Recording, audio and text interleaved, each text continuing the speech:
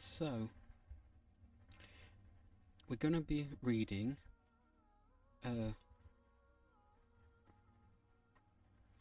S. Yujit Sonsul. We're going to read S. Yujit Sonsul's From Screens to Streets, The Dissemination of Guy Fawkes' Image in Physical Living Media from 2014 from the journal Between, Volume 4, Number 7, pages 1 to 9. If anybody wants to have the article at hand, we'll pop it in chat now.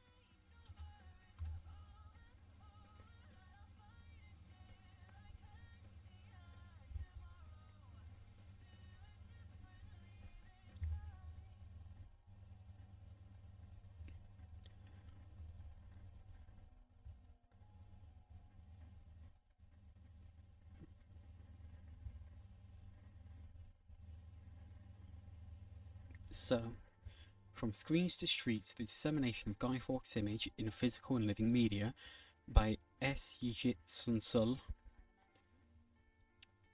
The image of Guy Fawkes seems to be transformed into a contagious entity, which is present globally in recent years. Its vast circulation through conventional media can chronologically be first connected to 1981 comic book V for Vendetta and the 2005 film of the same name, where it has been utilised in the form of a mask. In this form, it has been employed by the hacktivist group Anonymous too, which signifies a further propagation by the means of screen media.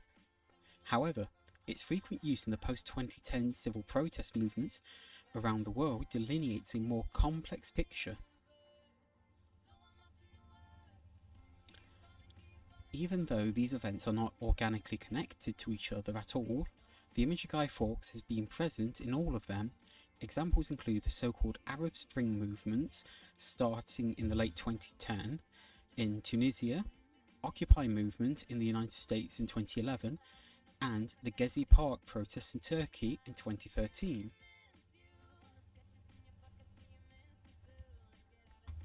This paper can be read as an attempt to discuss the underlying conditions which make such dissemination of images possible.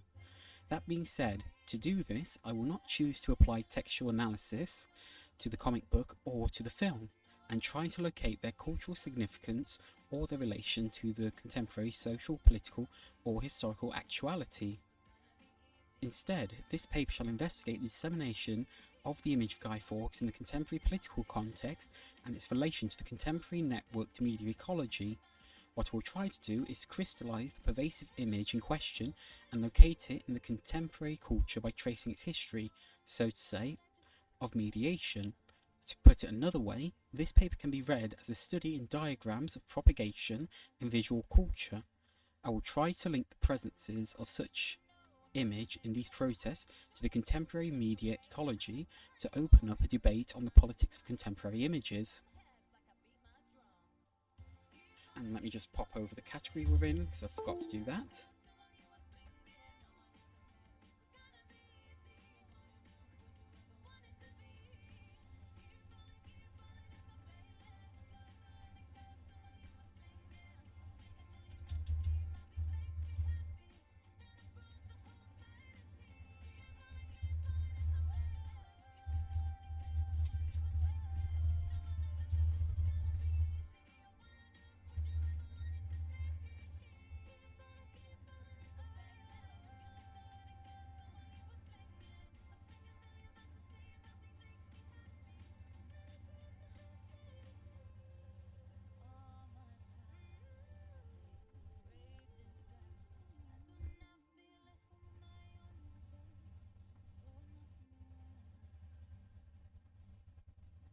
Okay, so back to the article.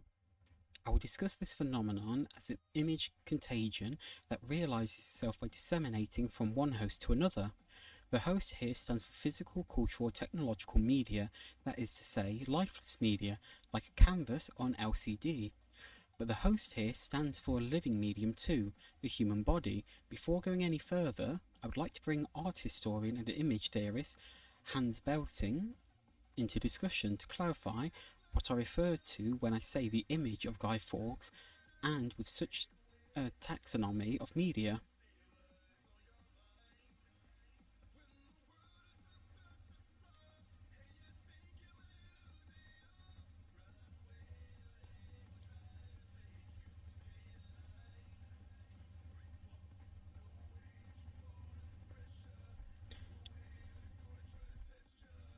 In his book, An Anthropology of Images, 2011, Belting demonstrates a rather fresh perspective on the relationship between images, media, and bodies. He employs an approach that bears some similarities to the works of W.J.T. Mitchell, 2005, and David Friedberg, 1989, on the materiality and immateriality of the visual sphere. First, I want to quote Belting, and then I will try to articulate his theory in order to apply it to this phenomenon. Belting says, "What in the realm of bodies and objects is their matter? In the world of pictures is their medium. As images by definition have no body, they need a medium in which they become embodied." 2011, page 13. In Belting's approach, the natures of the body and the medium resemble each other closely through their materiality. They can be both embodiers of images. Images, in a sense, travel between them. A painting, for example, is an image that is being embodied on the canvas, whereas bodies are capable of embodying images through gestures, body paintings, tattoos, masks, and so on. Then, through this angle, images can be embodied by a diversity of media, and they are transmissible since one particular image can move on to be present on different objects. Images do exist and have a path of their own, a life of their own as Mitchell would put it, though they are only present in the world of objects when they become embodied, like viruses which are only active within living hosts. Images are only physically visible on material media, living or not. As the relations between the bodies and the media create the channel for such dissemination, the image stands as the unit of contagion, and in this case the unit seems to be the image of Guy Fawkes. Yet, is the human body merely an embodier of this virus, like a screen? Not exactly. What is significantly different in the domain of the living body, comparing to the technological medium, is its additional capacity to perceive images and to create internal images, like dreams or wake internal visualizations. However, as Belting notes, when external pictures are re-embodied as our own images, we substitute for their fabricated medium our own body, which, when it serves in this capacity, turns into a living or natural medium. Then, in the interval in which we embody an image, our capacity to generate internal images is no longer at focus, as our body is reduced to be a mere physical medium, at least from the perspective of all but the subject who is embodying the particular image. So let's take a look at the image of Guy Fawkes through this angle.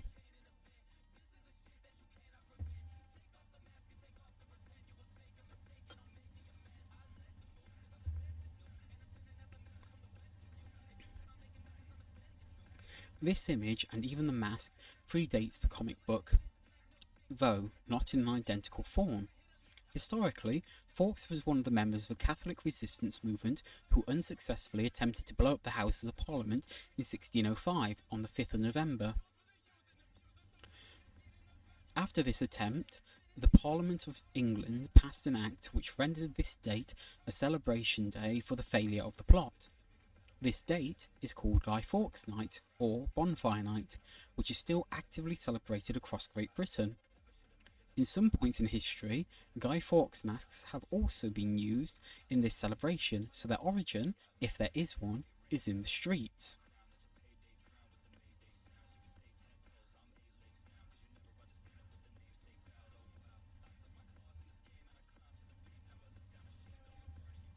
Just as a note, rather fun to see that they've got the figure labels the wrong way around there, as the image on the left is the poster for V for Vendetta the film from 2005, and the image on the right is the front cover for V for Vendetta from 1981. With the graphic novel V for Vendetta, and with its film adaptation, Guy Fawkes was transformed into a secular hero of positive significance. Its political charge, for some, has changed, and the image became closer to the version that is arguably the most frequently employed today. Mostly present, mainly in the form of a mask.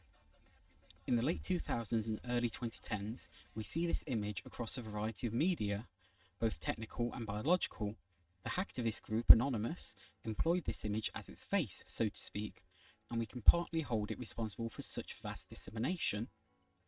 The turn, though, came after 2010, when this image, which is generally embodied on a mask, and therefore through people, human bodies, wearing it, started to show up in protests that are not strictly connected to each other.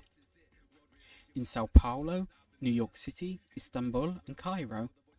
Different geographical locations, different purposes or conditions, close temporalities, the same image. Even though its most common version is taken from V for Vendetta, we can also see this image contaminating and merging with other ones. A striking example has been posted to Twitter 2013.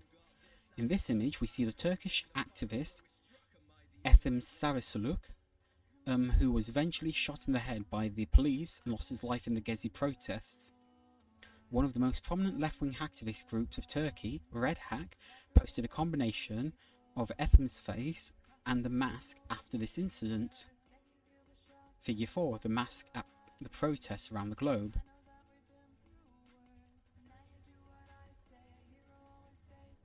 Then, this image is of shifting signification and contaminates other images as well. So why then this image occupies such space in the contemporary world, where it is being embodied both on the screen and also, as we can see, on the streets through human bodies, both by physical and living media. To restate it from another angle, this image contaminates various media, including human bodies and even other images. But what does it try to achieve? I think this should be read with the screen culture of 21st century. As the late visual culture scholar Anne Friedberg encapsulates, screens have become a pervasive part of the daily experience. 2009, page 6. In the present century, whether it is the screen of a smartphone that one keeps in its pocket, moving along with its body, or a screen of a closed-circuit system that rather literally helps others to screen you on the street or in a train station, this entity seems omnipresent. The function of the body as embodier of images is of course not a gift of recent technology, nor fundamentally related to the screen. Though such global contaminations could be related to the omnipresence of such entity, as screens are the face of ever-reaching and decentralized networks and webs. Most of all, the very existence of this image in this scale emphasizes the channels it has travelled. So what are these channels, using screens as their quote-unquote faces, really capable of doing? One of the functions of global networks is that they act as channels of power relations. Even on the very surface of this case, we can see that dissemination in such network can dictate a certain embodiment or an arrangement in real life for real bodies. Thus, it has immediate resonances with the Foucaultian conception of biopower. Is that how you spell Foucaultian? I've never actually seen it written out before.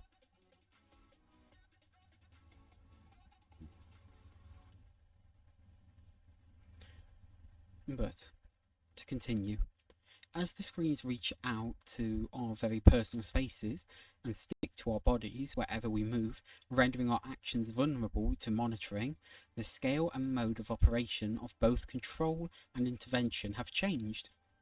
But the function of these channels may be at least double-edged. They can be tools for exercising power on life, but they can also be the point where resistance to such mechanisms arises. And I think the dissemination of Guy Fawkes' image invokes such stance, the double quality of such connectedness. Here I want to quote two other remarks from Belting on the nature of the image and the mask, which I think may help to illuminate our case. On the ambivalence of the nature of physical embodiments of images, Belting says, The image is present in its medium, otherwise we could not see it, and yet it refers to the absence of that entity of which it is a representation. 2011, page 20. He also evaluates a parallel nature for the mask. With its single surface, the mask accomplishes both concealment and exposure, like the image it draws its vitality from an absence, which it replaces with a substitute presence. The image of Guy Fawkes materializes on both screens and streets in a time that can be seen as characterized by a strong relationship between absence and presence. Presence of bodies on the streets to claim political existence, to claim an absence. And this is also intensified with its frequent use as a mask, or, to put it another way, its embodiment in the form of a mask that also refers to a relationship between absence and presence. Presence of the image refers to an absence to be fulfilled. Thus, I argue, without even leaving a need for analysing the text and the events that may have influenced it, the dissemination of the image of Guy Fawkes, ever propagated and masked, evokes or invokes a quote-unquote revolutionary stance. If you assume revolutionary act as an act that is present for an absence, and the masked individual as such becomes the place where image, body and medium are present at the same time, a remediated image embodied by the material of the mask, medium and the human body, a triad that is essential to the 21st century screen culture, which may be providing the spatio-temporality of change.